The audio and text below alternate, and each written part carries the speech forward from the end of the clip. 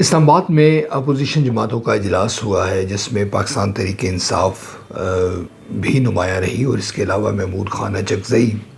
اور سابق وزیر اعظم شاہد خان عباسی نے بھی تقریر کی۔ صحافیوں کو بھی بلایا گیا جنہوں نے اپنا نقطۂ نظر پیش کیا، اور یقیناً جو آپ کے علم میں ہوگا،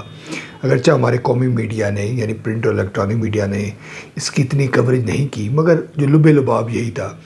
کہ حکومت پر یہ دباؤ بڑھایا گیا کہ وہ آئین اور قانون کی بالادستی کے لیے اقدامات اٹھائے۔ بصورت دیگر اپوزیشن رہنماؤں کا یہ دعویٰ تھا، یہ کہنا تھا کہ وہ خود آگے بڑھیں گے اور رائے عامہ ہموار کریں گے۔ پاکستان میں اس وقت جو مشکلات ہیں، مسائل ہیں، اس کو لازمی طور پر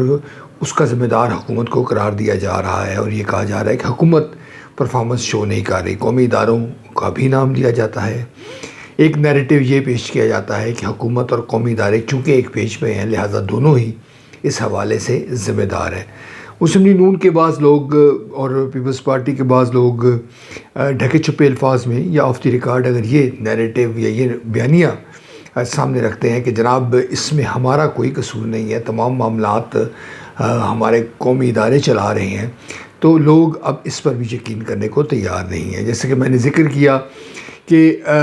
ناکامیوں کا ذمہ دار محض قومی اداروں کو قرار دینا درست نہیں ہے، بلکہ حکومت کو اور موجودہ جو اپوزیشن ہے اس کو بھی ذمہ داری یہ قبول کرنی ہوگی۔ ناظرین، ملک میں جمہوریت کے حوالے سے، آئین اور قانون کی بالادستی کے حوالے سے اگر اپوزیشن جماعتیں اکٹھی ہوئی ہیں تو میرے خیال میں یہ ایک خوش آئند بات ہے۔ اس کے جو ثمرات ہیں وہ اس وقت ظاہر ہوں گے کہ جب حکومت اور اپوزیشن کے رہنما مل بیٹھیں گے۔ اس پلیٹ فارم پر بارہا کہا جا چکا ہے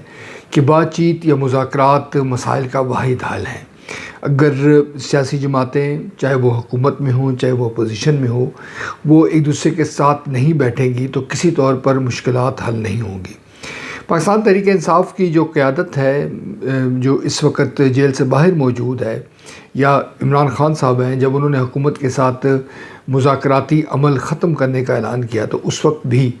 یہی موقف میں نے اختیار کیا کہ اس قسم کے اقدامات ہونے نہیں چاہیے۔ بات چیت کا عمل جاری رہنا چاہیے، اگرچہ اس میں کوئی فوری طور پر نتیجہ نہ بھی ظاہر ہو، مگر بتدریج اس سے بہتری کی توقع کی جا سکتی ہے۔ ایک اطلاع جو اس پلیٹ فارم پر آپ کے ساتھ شیئر کی جائے گی وہ یہ کہ عید کے بعد حکومت کے خلاف کوئی بڑی احتجاجی تحریک شروع ہو رہی ہے، جس میں تحریک انصاف کے ساتھ ساتھ جو دیگر سیاسی جماعتیں ہیں، محمود خان اچکزئی کی جماعت ہے اور دیگر جو سیاسی قوتیں ہیں ان کو شامل کیا جائے گا۔ اب اس حلقوں کے اندر ایک خیال یہ پایا جاتا ہے کہ جو ڈاکٹر مہارنگ بلوچ ہے یا جو پختونخوا میں پختون کی تحریک ہے اس کو بھی شامل کیا جائے، تاکہ جو اس وقت موجودہ جو حکمران ہیں ان پر دباؤ بڑھایا جائے۔ ابھی اس حوالے سے اتفاق رائے سامنے نہیں آیا، مگر یہ تجویز ضرور زیر غور ہے کہ اگر بلوچستان میں اور خیبر پختونخوا میں کوئی بڑی احتجاجی تحریک، سیاسی تحریک شروع کی جائے تو موجودہ جو سیٹ اپ ہے اس یقینی طور پر وہ بات چیت پر آمادہ ہوگا اور کوئی بڑی ڈرامائی تبدیلی رونما ہو سکتی ہے۔ ناظرین، جو عام آدمی ہے پاکستان کا وہ یقیناً مشکلات کا شکار ہے، اور وہ بلا طور پر توقع رکھتا ہے حکومت سے کہ اس کی مشکلات کو، اس کے مسائل کو حل کیا جائے۔ اپوزیشن کا کام یقیناً جو ایوان کے اندر بھی موجود ہے اور ایوان کے باہر بھی موجود ہے۔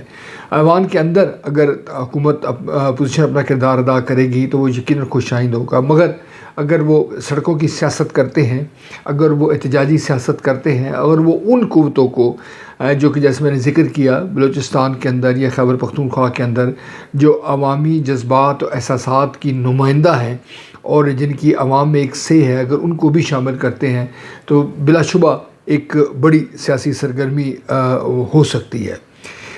کچھ خبریں، اطلاعات یہ بھی ہیں کہ حکومت بھی یہ چاہ رہی ہے کہ اپوزیشن کے رہنماؤں کے ساتھ بات چیت کی جائے، مگر